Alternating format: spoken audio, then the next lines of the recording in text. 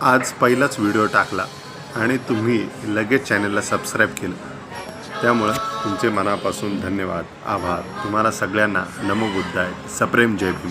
पुन्हा एकदा तर पहिली कथा तुम्ही माझं चॅनल सबस्क्राईब केलं आहे, त्याच्यामुळं ही पूर्णच्या पूर्ण कथा ही मी बुद्धांतांच्या चरणी ठेवून तुम्हाला अर्पण करतो. तर आजच्या कथेची सुरुवात करूया. सर्वप्रथम ही सर्वात पहिली कथा आहे अपन्नग जातक या कथेच्या नावाने. हा खंड एकदम तुम्हाला पुन्हा एकदा दाखवतो या पुस्तकाचं. जर का तुम्हाला आवड असेल तर तुम्ही सुद्धा नक्की ही परचेस करू शकता ॲमेझॉन, फ्लिपकार्ट, जिथून तुम्हाला अवेलेबल होईल. सिद्धार्थ जातक खंड क्रमांक 1 हे.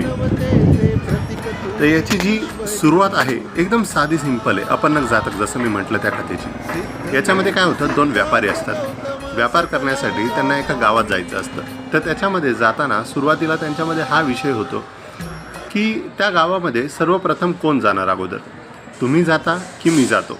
आता याच्यामध्ये जे दोन व्यापारी असतात त्याच्यामध्ये एक व्यापारी हा रेग्युलर व्यापारी आणि दुसरे जे व्यापारी असतात ते बोधिसत्व असतात, म्हणजे गौतम बुद्धांचंच रूप आहे पूर्वीच्या जन्माचं.